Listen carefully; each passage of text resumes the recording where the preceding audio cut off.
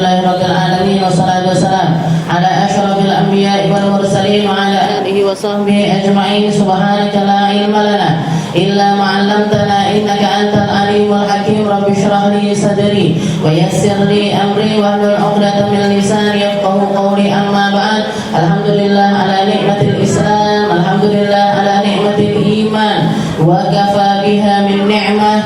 Alhamdulillah, segala puji bagi Allah Subhanahu wa taala yang mengumpulkan kita, mendudukkan kita, menjadikan kita hamba-hamba yang tersambung dengan segala sesuatu yang mengikatkan diri kita kepada Nabi kita Nabi Muhammad sallallahu alaihi wasallam, berupa salawat-salawat kepadanya, doa-doa kepadanya, pengetahuan tentang sesuatu yang Allah Subhanahu wa taala berikan kepada Nabi kita Nabi Muhammad sallallahu alaihi wasallam, sesuatu yang paling mulia yang Allah Ta'ala berikan kepada hambanya sehingga menjadi tugas tertinggi bagi umat manusia.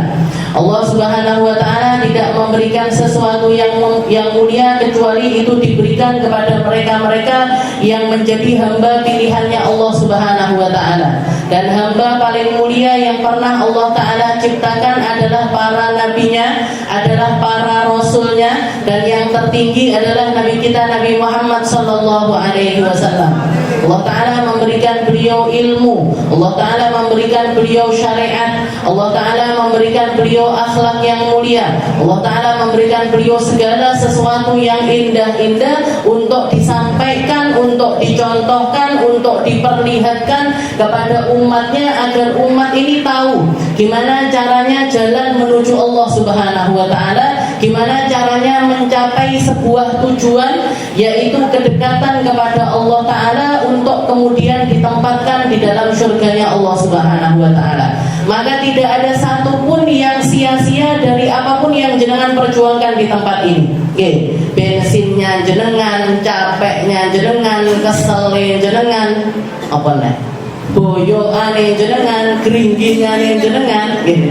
Ini semuanya nggak akan disia-siakan sama Allah Taala, Bu. Oke, waktu kita mulai dari kita niat berangkat dari rumah ini sampai sekarang ini, oke, itu akan dicatat sebagai perjuangan-perjuangan, itu akan dicatat sebagai pengorbanan-pengorbanan, itu akan dicatat sebagai amaliyah-amaliyah kebaikan yang insya Allah akan membuat kita dibahagiakan sama Allah Ta'ala di akhirat. Oke, maka tinggal koreksinya adalah di pribadi kita masing-masing.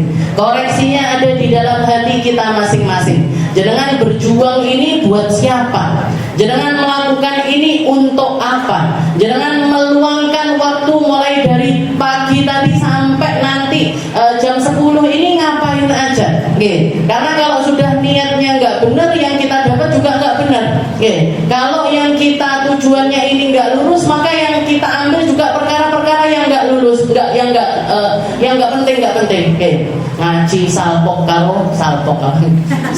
sama kubungnya kancane, kembali kita kubu kayak iki. Oke, salpok sama tasnya temennya, aku boleh enak dia tas ini.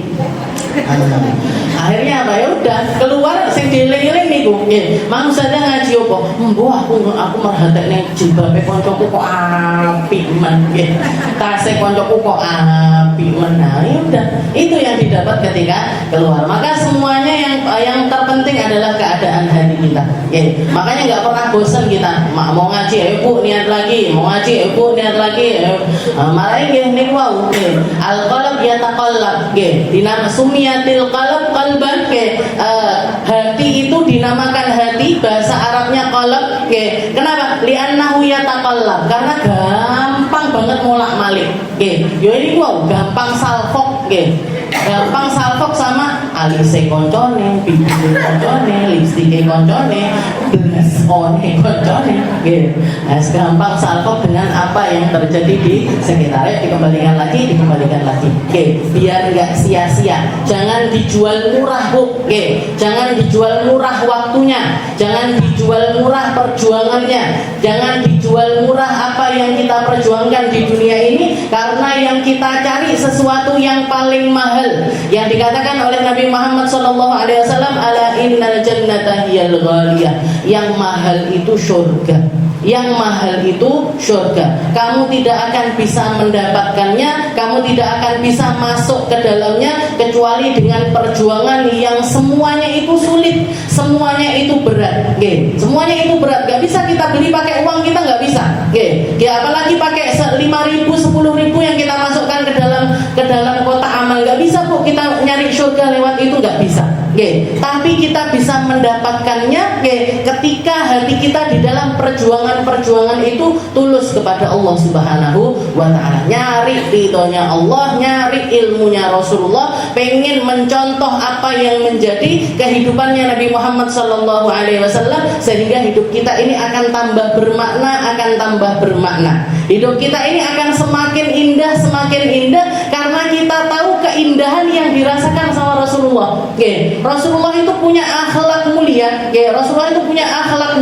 punya mindset yang mulia, punya pola pikir yang mulia, karena bersumber dari hatinya beliau yang sangat-sangat mulia. Allah Ta'ala menjadikan Nabi Muhammad ini sempurna dari ujung kepala sampai ujung kaki, sampai perkara bolak-baliknya hati Nabi ini luar biasa indah. Luar biasa indah sekali. Dan ketika kita mendekat kepada apa yang datang lewat Nabi Muhammad, kita akan ketularan, kecipratan apa yang Rasulullah itu dapatkan, sehingga makna kehidupan kita ini akan semakin berarti. Kita tahu siapa kita tahu siapa Tuhan kita tahu pembimbing kita adalah Nabi Muhammad untuk menyampaikan kita kepada Allah Subhanahu wa ta'ala. Jadi nggak gampang terombang-ambing. Hidup dia akan tahu kalau saya punya hidup ini mulia, saya diciptakan oleh zat yang paling mulia, punya nabi sebaik-baik nabi, kurang apa uripku. Mangan sego pecel kita bendino ora apa-apa. Sing penting atine penak. Enggak apa-apa rumah tadi malam bocor kono, bocor kene, nyumber nang iso, enggak apa-apa. Sing penting atine nyambung sama sing guyu omahe bocor berarti. Bukan bocor lagi, banjir Ustaz. Kita lanjutkan pembahasan kita di dalam kitab Sulamut Taufiq ila anqal qala al-alif rahimahullah taala wa nafa'ana bi ulumi fid dharain amin wal hiddu wa huwa idmarul adawah idza amila bi muqtadah wa lam yakrahu wal hasad wa huwa karahiyatun ni'mah lil muslim wa istithqaluha idza lam yakrahu aw amila bi muqtadah. Kalau minggu yang lalu kita bahas tentang berbagai macam penyakit hati, sesuatu yang memang harus kita usahakan untuk dibersihkan dari keadaan hati kita, biar nggak jadi penyakit yang menggerogoti amal-amal yang lainnya, biar nggak jadi penghancur dari apa yang kita usahakan, biar nggak jadi penghempas apa yang kita jalani di dalam perjalanan kita menuju Allah Subhanahu wa ta'ala. Maka dari setiap amal-amal tersebut kita harus memastikannya untuk bersih. Kalau dari berbagai macam penyakit hati ini macam-macam sekali, tapi yang paling parahnya atau yang paling besarnya mudarat adalah 3 perkara kemarin. Yaitu yang pertama adalah kesombongan, dan dari situ muncul berbagai macam penyakit yang lainnya. Dan juga yang kedua adalah riya, jadi murai, orang yang riya di dalam amal-amalnya, itu juga merusak amal-amal ibadah kita. Dan yang terakhir, yang ketiga adalah al-hasad, yang sekarang ini akan kita bahas. Dikatakan Habib Abdullah bin Husain bin Tahir mengatakan wal hasad wa huwa karahiyatun ni'mah lil muslim. Apa itu hasad? Hasud itu adalah perasaan tidak suka kepada orang yang diberi nikmat oleh Allah Ta'ala dari hamba-hamba yang muslim. Jadi nggak senang ketika orang lain punya nikmat, itu namanya hasud. Wasdiqaluha idza lam yakrahu, atau dia merasakan rasa yang berat sekali di dalam hatinya, walaupun misalkan dia itu enggak istilahnya enggak mengharapkan kalau keburukan itu hilang dari orang tersebut. Atau yang sering orang kalau sudah berat di dalam hatinya kepada orang yang lainnya, dia akan melakukan berbagai macam cara biar nikmat itu hilang dari orang tersebut. Itu semuanya masuk di dalam kategori hasud. Itu semuanya masuk di dalam kategori hasud. Lebih gampangnya lagi kalau mau kita detailkan lagi, hasud itu ada 4 macam. Ada 4 tingkatan.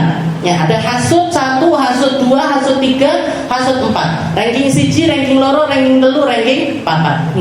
Jadi ada 4 macam hasud.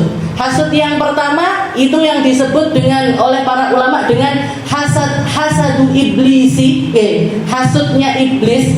Jadi karena contoh langsungnya dipraktekkan menjadi maksiat pertama yang terjadi di alam semesta ini, yaitu hasudnya iblis kepada Nabi Allah Adam. Apa itu? Apa itu? Tamannu ayyatamanna zawalun ni'mah 'alal ghair walau lam yakun ni'mah ilaihi huwa. Jadi perasaan menginginkan agar kenikmatan seseorang ini tercabut dari orang tersebut walaupun tidak kembali kepada dirinya. Jadi benci ketika orang mendapatkan sebuah kenikmatan dan menginginkan kalau nikmat itu hilang dari orang tersebut. Kalau sudah hilang ataupun berkurang malah lego ning jero ati. Nah, itu berarti apa? Hasud. Walau dan lebih parahnya lagi, dia nggak peduli ini kenikmatan itu walaupun nggak kembali kepada dirinya pun dia nggak peduli. Iblis kan seperti itu. Iblis itu pengen dulunya seluruh makhluk yang ada di atas langit sana fokusnya ada di dalam dirinya. Atau yang paling populer di atas langit itu iblis. Karena ibadahnya yang banyak, karena pengabdiannya sama Allah Ta'ala yang banyak. Bahkan julukannya itu Tawusul Malaikah, burung meraknya langit. Jadi burung merak itu kalau dibanding kalau dijejer nih sama burung-burung yang lain, burung-burung yang lain kan terhempas semuanya. Kalah kabeh sama kecantikan dari bulu-bulunya seekor merak. Hilang kabeh, mendelep kabeh istilahnya. Yang paling menonjol di situ adalah merak. Begitu juga dengan iblis. Iblis dulu kalau sudah dia beribadah, kalau dia muncul, malaikat liyane kok enggak enek regani. Malaikat yang lainnya ini jadi sedikit amalnya. Padahal kalau diceritakan malaikat ini kan selalu taat kepada Allah Ta'ala, yaf'aluna ma yu'marun, selalu mengikuti perintahnya Allah Ta'ala. Suruh sujud terus, suruh tawaf terus, kan nggak pernah bermaksiat sama sekali. Tapi iblis ternyata mengalahkan ibadahnya para malaikat. Tapi begitu Allah Ta'ala menciptakan Nabi Allah Adam, hilang ini, keviralannya iblis ini hilang, kepopulerannya iblis ini jatuh. Malah Allah Ta'ala mengatakan usjudu li Adam, sujud kamu sama Adam. Kenapa? Karena Adam ini aku ciptakan, begitu aku ciptakan tak kasih ilmu. Kalian semuanya aku anugerahi ibadah, tapi khusus untuk Adam Allah Ta'ala memberikan kepada beliau ini keilmuan, dan ilmu jauh lebih unggul dibandingkan ibadah. Ilmu itu nggak bisa kok dibandingkan dengan ibadah, itu nggak bisa. Makanya perbandingannya bahkan satu orang alim itu lebih baik daripada 1000 abid. 1000 orang ahli ibadah yang malamnya dipenuhi dengan bangun malam, siangnya dipenuhi dengan puasa. Tapi kalau disandingnya sama satu orang yang punya keilmuan, maka nggak ada apa-apanya di sisi Allah Subhanahu wa Ta'ala. Naumul alim khairun min ibadatil abid. Katanya Nabi Muhammad, tidurnya orang alim lebih baik ketimbang ibadahnya seorang ahli ibadah. Kenapa? Karena dia punya ilmu, dan ilmu ini anugerah yang paling mulia yang hanya Allah Ta'ala berikan kepada hamba-hamba yang baik dan diinginkan baik sama Allah Ta'ala. Jadi orang ini sudah orang baik dan Allah Ta'ala menginginkan jalan baik untuk orang tersebut, Allah Ta'ala akan menganugerahi dia ilmu. Makanya salah satu tanda man yuridillahu bi khairan yufaqihu fiddin. Kalau jenengan pengen tahu saya ini orang yang Allah Ta'ala pengen masukkan saya ke surga apa enggak, jenengan lihat, jenengan dikasih anugerah ilmu apa enggak, ditunjukkan kepada orang berilmu apa enggak, didekatkan sama orang-orang yang paham apa enggak, didekatkan sama orang-orang yang ngerti apa enggak. Kalau kita ketemu orang-orang yang punya ilmu, setelah itu ilmunya orang ini tadi bisa membawa kita untuk kita ini menjadi orang yang lebih baik, maka insya Allah kita masuk di dalam golongan orang baik yang diinginkan sama Allah Ta'ala untuk mendapatkan perkara yang baik. Bukan cuma baik aja, baik, dan Allah Ta'ala menginginkan dia untuk menjadi orang baik, sehingga di akhiratnya akan diperbaiki semuanya sama Allah Subhanahu wa Ta'ala. Nah, itu pertandanya. Jadi kemuliaannya Nabi Adam ini ada di dalam ilmunya. Iblis tidak terima. Aku sujud sakmono tahun, saya sudah sujud ibadah dengan berbagai macam usaha saya, tahu-tahu muncul makhluk baru, ujuk-ujuk aku diberikan sujud karo dia. Tidak terima, tidak terima dengan apa yang terjadi, sehingga pengen agar kenikmatan yang ada yang ada di dalam diri Nabi Allah Adam ini dicabut sama Allah Ta'ala. Walaupun dan istilahnya hasud itu kalau sudah menjangkiti hati seseorang, ada di dalam hati seseorang, dia nggak peduli meskipun berapa lama waktu untuk menghilangkan semua itu. Dia akan melakukan berbagai macam cara biar nikmat yang ada di dalam diri orang tersebut ini hilang. Itu yang dilakukan sama iblis. Diperhatikan, gerak-geriknya Nabi Adam ini diperhatikan, apa yang terjadi sama Nabiullah Adam ini diperhatikan. Julid gampangnya, kalau orang zaman sekarang itu julid. Jadi enek uang duwe sesuatu diperhatikan. Pemain yang di bojone sapa, anake piye, usahane apa, gajine piro, duite nang rekening piro. Sulit sekali orang hasud itu kayak gitu. Jadi iblis itu yang dilakukan itu merhatiin. Begitu ada kesempatan, kan setelah itu kan lama kan Nabi Adam ini begitu diciptakan kan masih lama, tinggal di surga, konconan karo malaikat, interaksi sama Allah Ta'ala dan lain sebagainya, sampai Nabi Allah Adam punya kerentek, ya Allah itu loh hewan itu punya pasangan, masa aku dewemple ya Allah, masa saya sendirian ya Allah. Akhirnya dikasih lagi sama Allah Ta'ala, dikasih lagi pasangan hidupnya Sayyidah Hawa. Katanya iblis gak iso kene, gak iso lewat kene, berarti lewat kene. Gak bisa godain Nabi Allah Adam secara langsung lewat istrinya. Perempuan ini lebih gampang diolak-walik hatinya. Perempuan ini lebih gampang untuk dimasuki. Nabi Allah Adam kan sudah larangannya cuma satu. Dari sekian banyak tempat di surga, dari sekian banyak pohon yang ada di dalam surga, dari sekian banyak buah yang ada di dalam surga, Allah Ta'ala cuma menyuruh Nabi Adam sama Siti Hawa ini untuk enggak dekat-dekat sama pohon ini tadi. La taqraba hadhihi syajarah fatakuna minal khasirin. Ojo cedek-cedek pohon iki, nanti kamu nyesel. Nanti kamu akan menyesal. Gak bisa lewat Nabi Adam, lewat Siti Hawa. Digoda sampai akhirnya mau nyicipi. Terakhir puncaknya, iblis itu mengatakan wah fahala fahuma. Ini lakuma laminan nasihin. Katanya iblis, wallahi demi Allah ora apa-apa.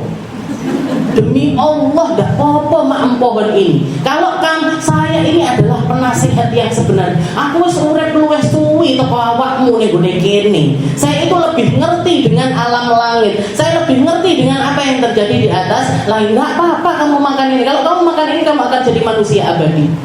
Kamu akan tinggal selama-lamanya di dalam surga. Akhirnya dari situ nurut Siti Hawa makan dulu.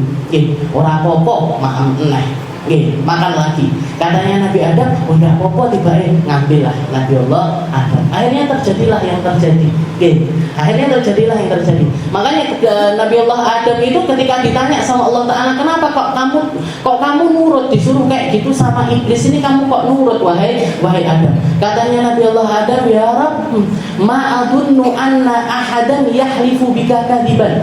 Ya Allah, keilmuan saya ini enggak ngira kalau ada makhluk yang bisa bersumpah atas namamu setelah itu dia berbohong.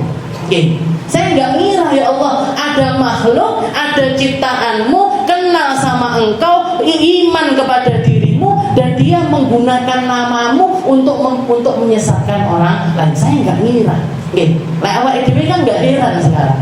Banyak orang sumpah palsu itu banyak. Al-Quran yang ditaruh demi Tuhan, demi Allah, demi panggahai korupsi nek. Menungso ini berarti apa? Titisannya setan. Yang model-model kayak gini ini titisannya setan. Karena setan melakukan hal yang fahal. Jadi untuk menyesatkan Nabi Allah Adam, trik terakhirnya adalah bersumpah atas nama Allah. Makanya Nabi Adam itu turun ke bumi, Bu. Turun ke bumi, disangoni sama Allah Ta'ala.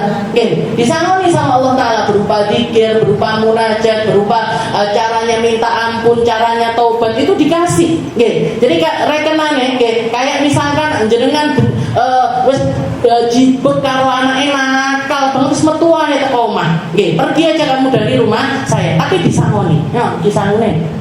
Pergi kamu kemana? Sangono aku mau delok awakmu dhisik. Masih disangoni. Allah Ta'ala juga gitu. Diturunkan Nabi Allah Adam ke bumi, tapi disangoni sama Allah Ta'ala. Disangoni ilmu, disangoni zikir, disangoni doa, disangoni gimana caranya bertobat, gimana caranya menyesal, gimana caranya memohon ampun kepada Allah Subhanahu wa Ta'ala. Jadi hasud itu luar biasa. Benci dengan segala macam levelnya. Dari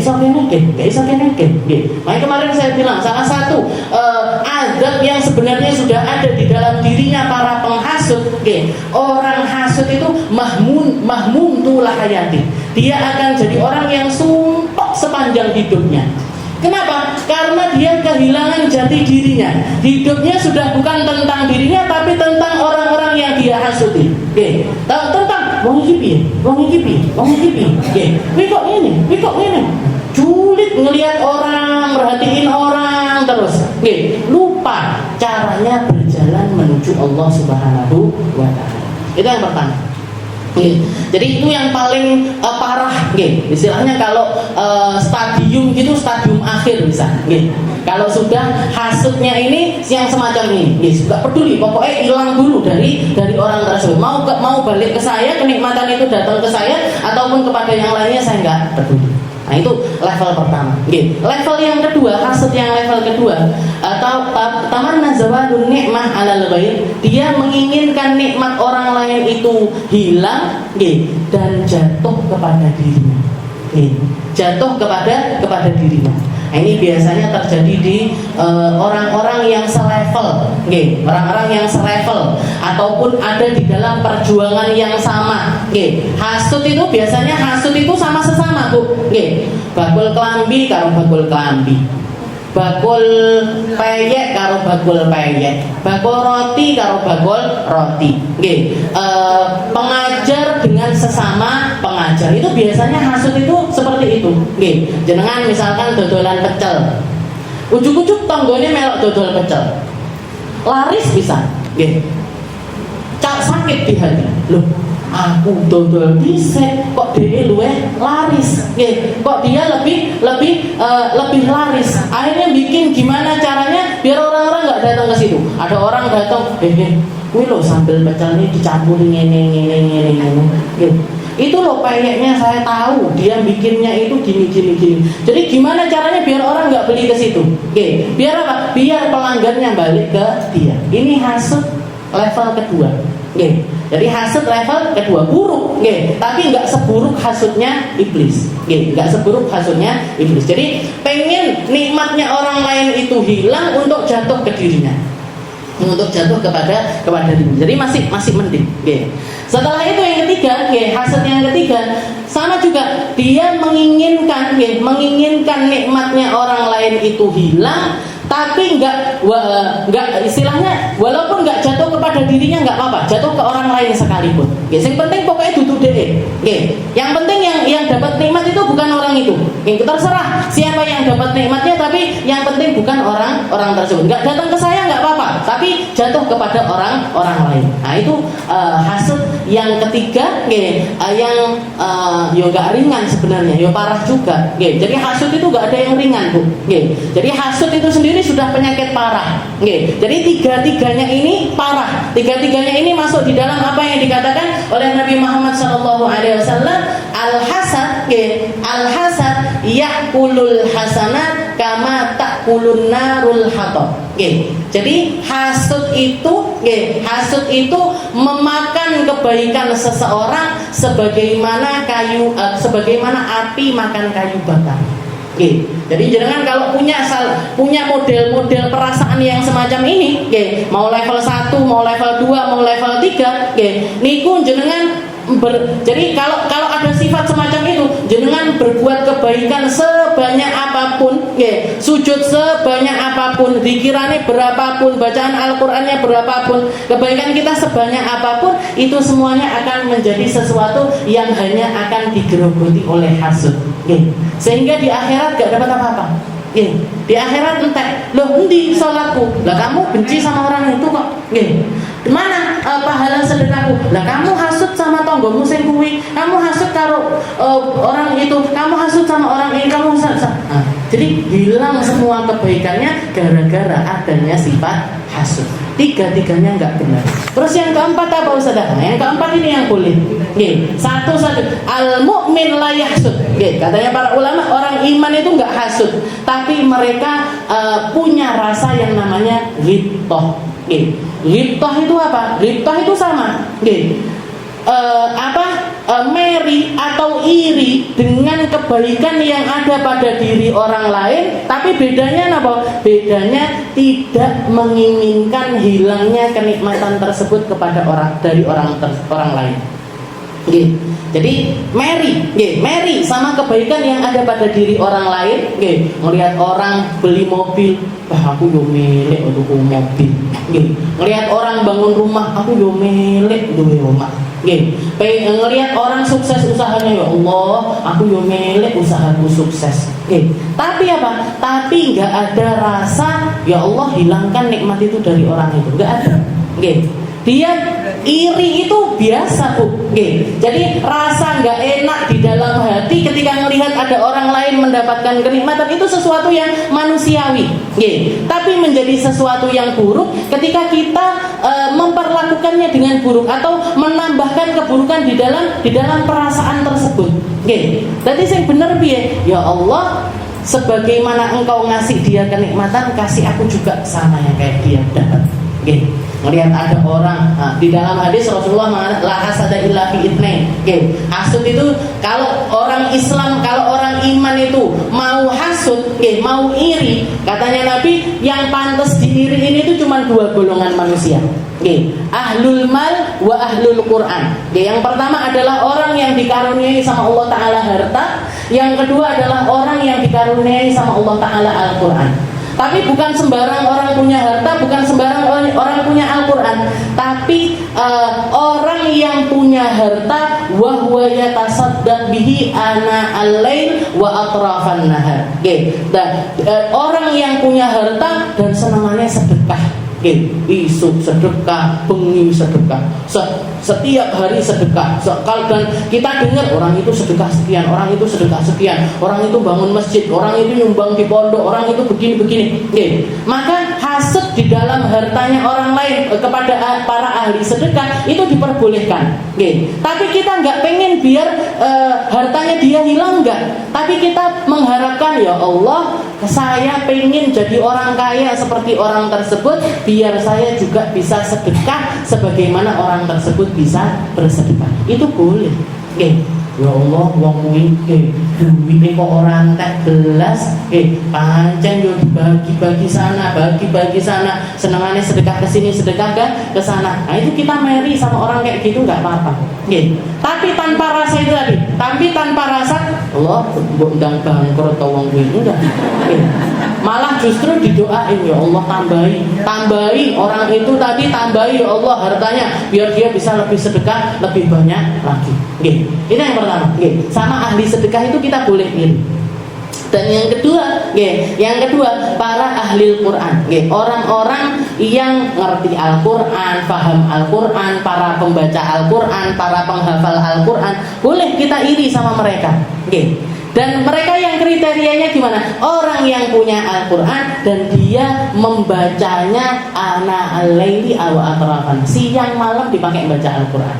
Siang malam dipakai baca Al-Quran, sama penghafal Al-Quran, sama pengajar Al-Quran. Kita boleh ngiri, sama orang-orang yang punya ilmunya Allah Ta'ala. Jangan boleh iri sama mereka, boleh iri sama mereka. Ya Allah, dah neo nikmati, lek ngaji, dok karo dok, aduh iso bedane kayak dia.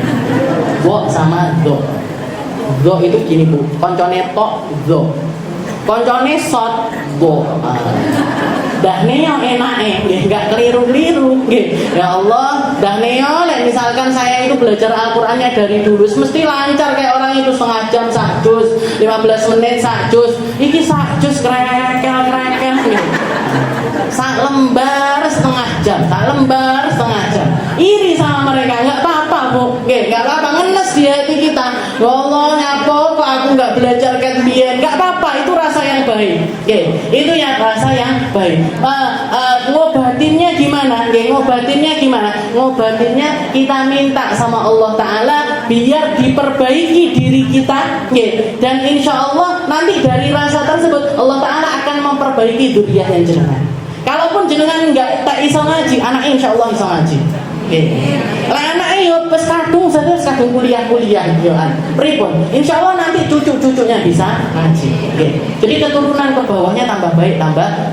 Nah, jadi la hasad katanya Nabi, nggak ada hasad kecuali kalau orang iman mau irilah sama dua orang ini tadi. Para ahli Quran, ataupun juga para ahli sedekah. Gak apa-apa iri. Tapi itu tadi kembali lagi, bukan iri tentang keilmuannya, tapi iri biar kita itu mendapatkan porsi yang sama dengan apa yang dia dapatkan. Nah itu level keempat, dan ini bukan penyakit. Kalau ini sesuatu yang diridhoi sama Allah Ta'ala dan diridhoi sama Rasulullah Sallallahu Alaihi Wasallam. Yang nggak boleh tiga ini tadi.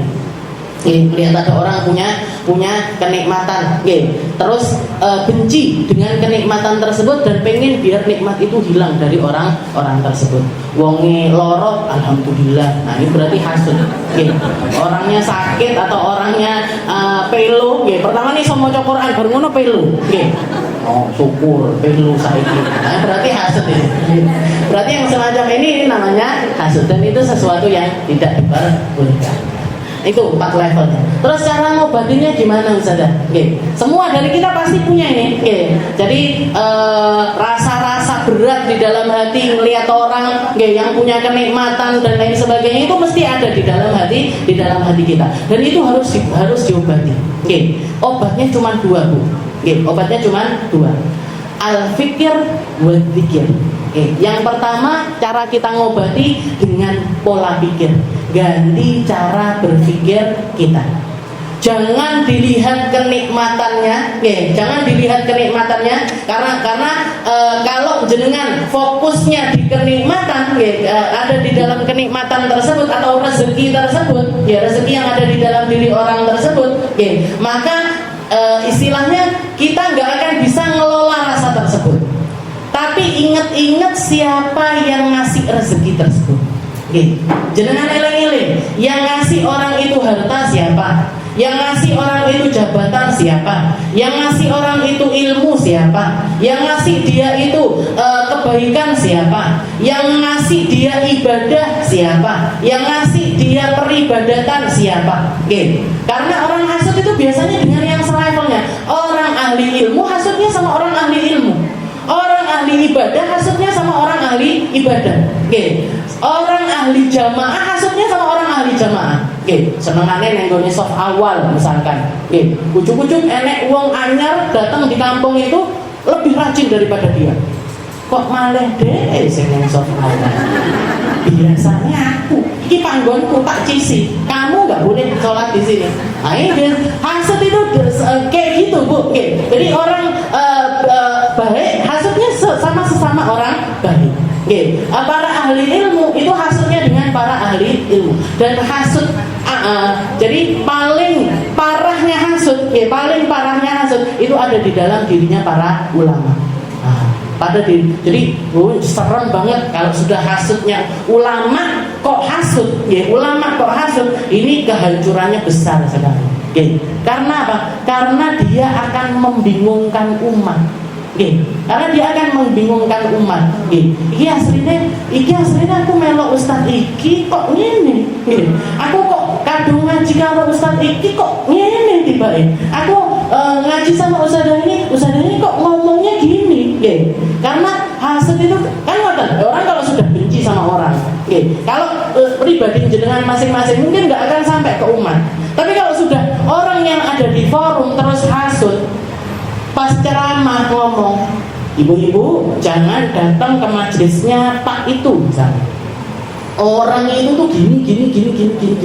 Akhirnya jenengan bingung, ustaz iki piye to? Wong kita ini loh datang ke ustaz itu loh juga sama pengen ngaji. Di sini pengen ngaji, di sana juga pengen ngaji. Nggih. Kenapa kok harus dibentur-benturkan semacam itu? Nggih. Jenengan lihat sendiri kerusakan yang terjadi sekarang. Ulama ini dibenturkan sama ulama ini, habaib sama kiai, ustaz ini sama ustaz ini.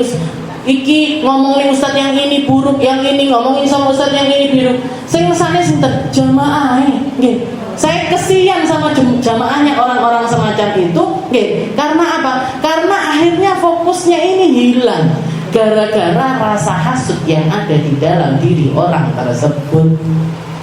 Kudune piye? Kudune semua orang-orang ahli ilmu itu gandengan tangan bawa umat untuk bawa kepada Allah Subhanahu wa taala. Tapi yo saking pintarnya setan, Bu, kembali lagi. Nggih, saking pintarnya setan. Nggih, jenengan kalau melihat ada ulama, istilahnya orang-orang punya ilmu kok ngomong-ngomong yang semacam itu, nggih, lebih baik jenengan delete, di skip, nggih. Yang jelek-jeleknya itu jenengan hapus. Masukkan di dalam diri, ustaz ini yo menungso, ustazah ini juga manusia. Dia juga bisa jadi ada hasud di dalam dirinya, bisa jadi ada riya di dalam dirinya, bisa jadi ada mereka bukan nabi, mereka bukan rasul, bisa khilaf, bisa salah. Maka sebagaimana kita bisa salah, bisa khilaf, mereka juga bisa khilaf. Jadi jangan terus aku tepang gini ustaz punya, jangan istilahnya eman-eman yang sudah, apalagi yang sudah jenengan ngaji dari lama, jangan ditinggalkan. Ustaz-ustaz kita, ustazah kita yang jenengan sudah ngaji di tempat-tempat yang lain, jangan ditinggalkan. Nah, tapi kalau dengar hal-hal yang nggak enak kayak gitu, dihapus, Bu. Dihapus. Biar hati kita ini juga tetap bersih dengan persepsi kita sama guru-guru kita. Ulama-ulama dulu itu pintar di dalam menangani cara belajar mereka, pengelolaan mereka. Ada salah satu syekh yang ketika zaman belajarnya, kita ini nggak pasti, jangan istilahnya gini, kita belajar sama seseorang, orang itu, orang yang kita ngambil ilmu dari mereka, itu bukan orang yang bersih, mesti enak salah. Jangan sekarang melihat saya bisa ngaji sama saya, kan? Kenapa? Karena Allah Ta'ala masih menampakkan yang baik-baik. Nanti kalau jenengan melihat buruknya saya, terus jenengan suka aku ngajar ustazah Aminah, pindah. Nanti datang ke ustazah yang lain, tiba enak kelihatan celah lagi, pindah lagi. Terus saja, ndak mari-mari. Nggak akan.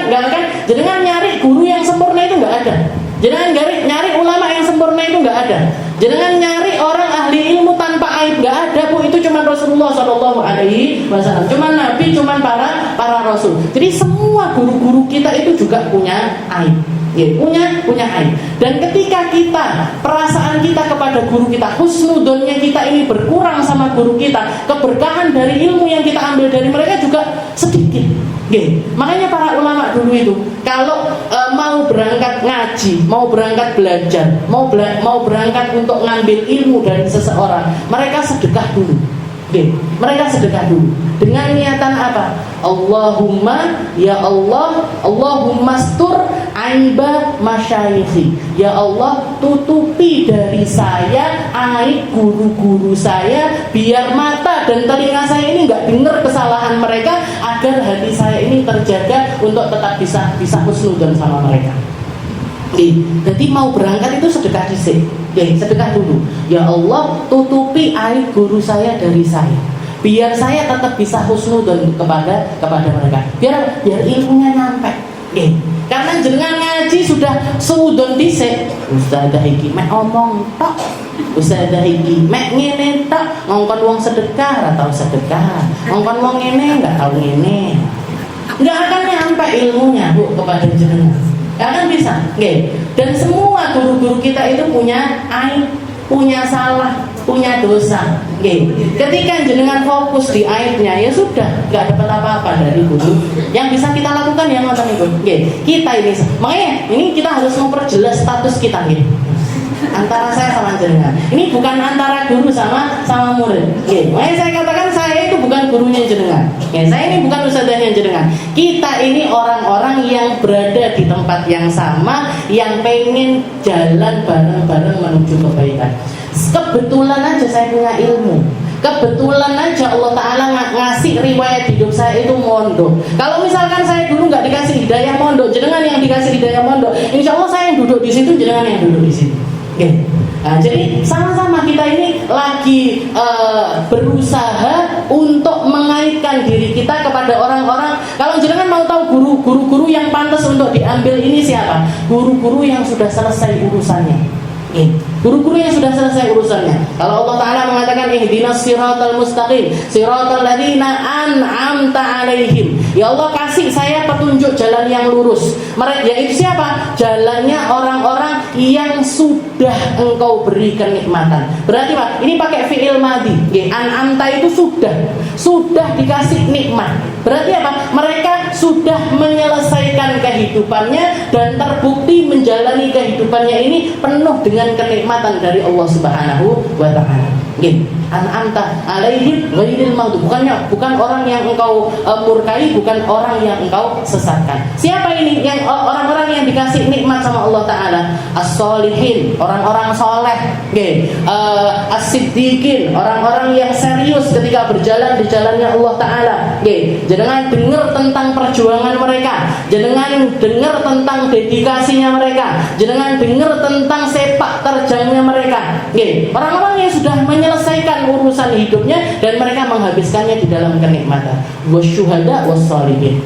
Orang-orang yang mati dalam keadaan syahid. Jadi guru kita yang sebenarnya yang sudah meninggal itu loh Bu, yang riwayat hidupnya itu penuh kebaikan. Kalau yang di depan jenengan ini mungkin iya, mungkin enggak, mungkin baik, mungkin enggak, mungkin husnul khotimah, na'udzubillah tadi. Ojo sampai suul khotimah. Jadi mungkin masih penuh dengan kemungkinan belum selesai urusan saya. Sama kayak jenengan belum selesai urusannya. Makanya kita mengaitkan diri kita ini sama orang-orang yang sudah selesai. Siapa? Abdullah bin Husain bin Thahir yang ngarang Sulamut Taufik, Al-Habib Abdullah Al-Haddad yang ngarang Rotib Al-Haddad, yang ngarang Hadruh Basaudan, yang ngarang Maulid Habsyi dan lain sebagainya. Orang-orang yang sudah dikasih kenikmatan sama Allah Ta'ala dan terbukti kenikmatan itu dirasakan sama orang sampai zaman sekarang. Para ulama-ulama, masyayikh, semuanya. Mereka-mereka yang sudah selesai urusannya di dalam itu. Jadi, balik lagi kita pikirannya dibenerin. Cara mikirnya. Ketika melihat ada orang dapat kenikmatan, yang kita lihat jangan kenikmatannya, tapi siapa yang ngasih kenikmatan tersebut. Setelah itu siapa? Habis itu juga ketika kita melihat ada orang dapat kenikmatan, jenengan, apalagi yang di dalam hati jenengan ini ada rasa berat itu tadi, rasa berat tentang kenikmatan yang diterima sama orang tersebut. Bahkan ini sering terjadi bahkan antara keluarga sekalipun.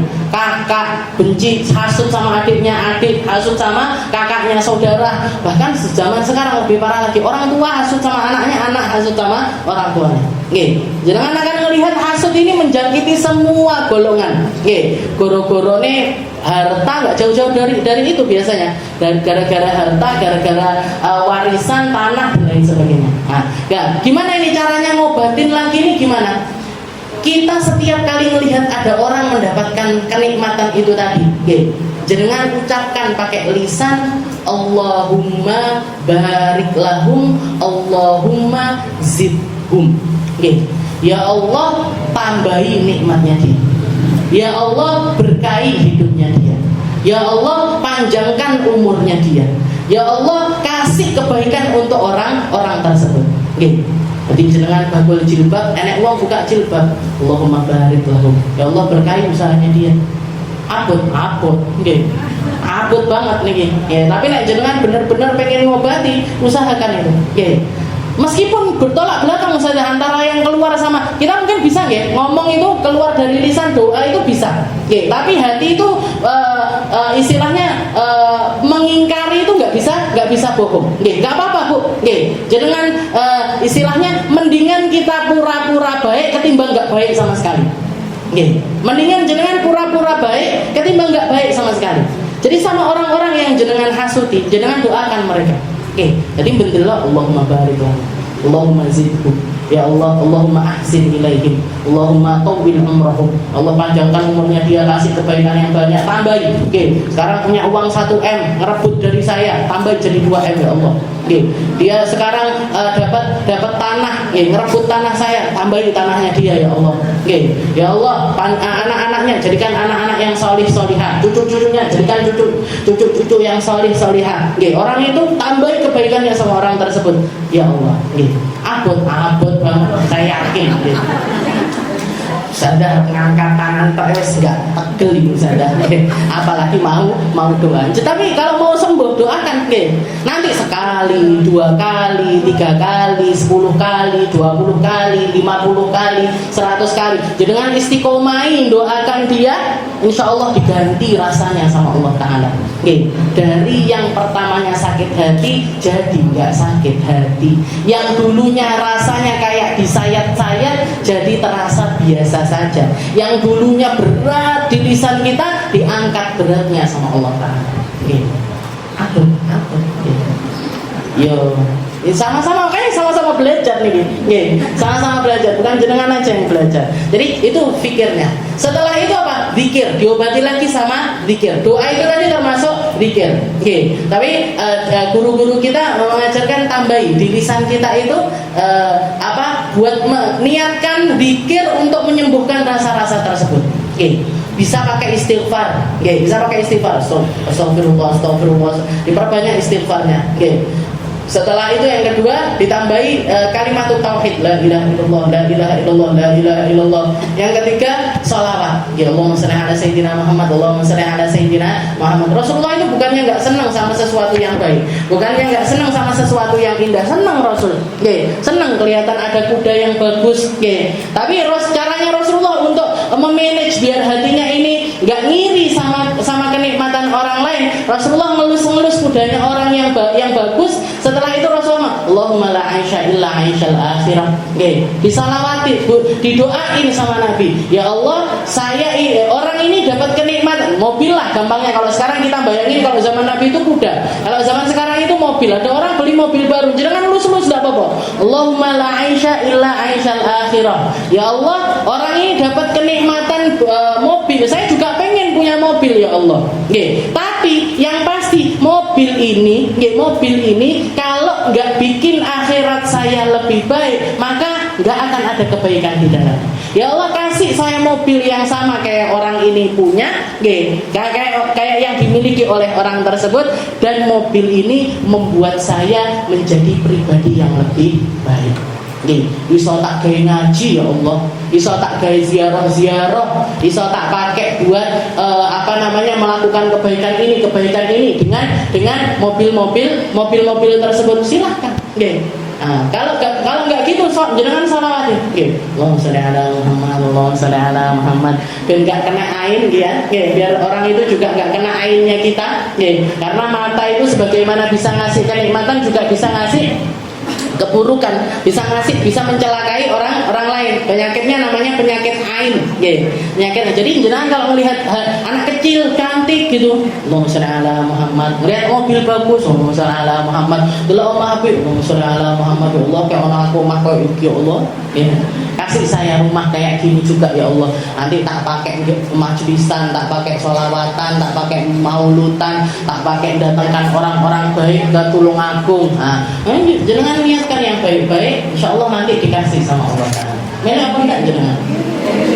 Pengen kan sama kebaikan. Jadi intinya kenikmatan itu kalau nggak bikin kita lebih baik, percuma sebenarnya. Mau itu harta, mau itu anak, mau itu jabatan, mau itu apapun, kalau nggak bikin kita lebih baik di mata Allah Taala, maka semuanya adalah sebuah musibah. Nah, jadi cara ngobatinnya dua itu tadi. Yang pertama adalah cara pikirnya diganti. Yang kedua dengan zikir, dengan memperbanyak zikir kepada Allah Subhanahu wa taala. Mugi-mugi sama Allah Ta'ala dihilangkan sifat hasud dari kita, disifatkan, diganti rasa-rasa tersebut dengan rasa-rasa yang baik, diganti dengan kebaikan-kebaikan, dengan ketulusan-ketulusan, dengan rasa sabar, dengan rasa ikhlas, dengan rasa cinta, dengan rasa rindu kepada Nabi Muhammad SAW.